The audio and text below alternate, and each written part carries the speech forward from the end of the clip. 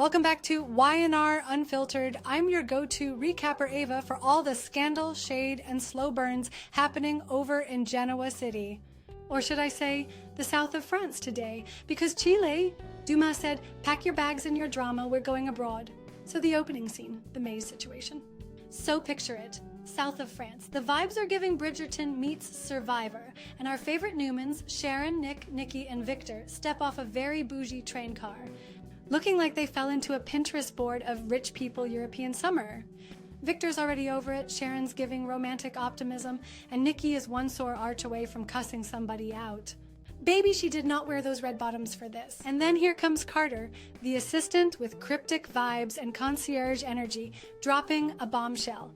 Welcome to the maze, your food and itinerary are inside, good luck, don't die. Now, if you thought Victor was going to stroll through this hedge obstacle course like Dora the Explorer, think again. My man wanted Dumas to show up in a power suit with a monologue, not put him in a real-life escape room. But off they go, trudging into the labyrinth of secrets, designer heels, and generational trauma. Oh boy, Sharon gets them lost. Guess who's the first to get them turned around like a Target shopping cart? That's right, Sharon. Ma'am got these people walking in circles like it's a spiritual retreat in Sedona. Nikki's feet are barking, Victor's fed up, and Nick just wants some damn food. Same, babe. But when Sharon reminisces about Faith getting lost in a hay maze, Nick's heart melts a little. She says he's a great dad, he blushes, she smiles.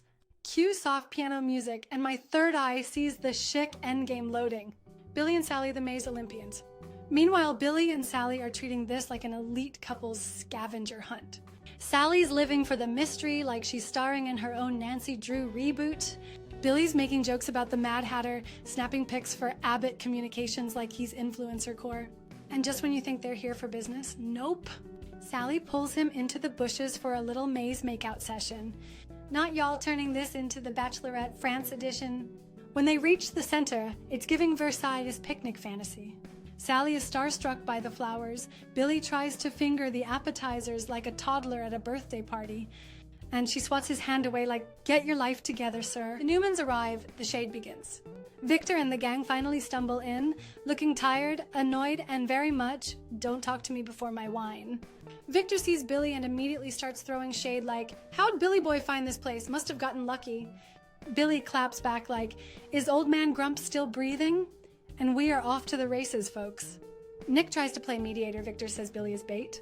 And Billy's like, maybe Dumas and I will be besties and troll you together. Petty level, elite. Back in soft corner land, Sharon and Nick have another little flirty chat. She catches him sneaking grapes like a teenage boy at Whole Foods. He says the best part of this whole circus is seeing her happy. But Sharon's like, let's talk about the tension your mama brings to every room. And Nick's like, yeah, Nikki thinks no woman is good enough for me. Get ready for a showdown when Phyllis pops up. And baby, spoiler alert, she will. Meanwhile on the train, the Abbotts and Audra bring chaos. Back on the choo-choo train of dysfunction, Diane, Jack, and Kyle are greeted by wealth, wine, and what appears to be a handwritten note promising absolute chaos. They suspect a fight is coming, and you know what? They're kinda into it. Kyle, he's out here plotting Victor's public humiliation like it's on his vision board. Diane wants peace, Jack wants control, and then boom, here comes Audra, looking like chaos and couture. Audra enters like the ringmaster of the circus she built. She's sipping champagne, dragging Kyle's girlfriend by absence, and declaring that her former affair with Kyle is about to be the plot twist of the season. Diane's like, oh girl, be serious. Audra's like, I'm sleeping with Dumas. And Kyle's like, you're Tucker's sidekick. And then she hits him with the Nepo baby read, and I screamed. This train ride should have come with popcorn. The Abbotts enter the maze. Confusion ensues. Eventually, the Abbotts and Audra make it to the maze, and surprise, surprise, Audra's leading them in circles like a GPS with no signal. Jack tries to be the voice of reason. Diane's spiraling. Audra's loving the mess. She's the type to thrive in a hedge maze meltdown, okay? They finally make it to the center, and just when you think the drama will explode, boom, Carter arrives with a smug grin and no Dumas. Yup, Dumas is delayed. The king of suspense is pulling a fashionably late on this whole affair. Carter basically says, no Dumas till tomorrow, eat some cheese, drink some wine, deal with your enemies, bye. Victor says the plot thickens, Nikki says it's a scam. And I say yes to both, and then enter Red. Last scene? Our favorite chaos agent, Phyllis, stepping onto the train solo with a full face of glam and zero regrets. She reads the cryptic note and sips her drink like, wait and hope. Nah, babe, I'm here to disrupt.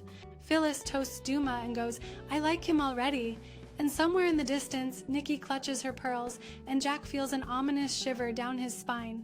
So, to recap, we got a literal maze of dysfunction, Victor's blood pressure rising, Audra sipping drama like Prosecco, and Phyllis waiting in the wings with a firecracker and a smile.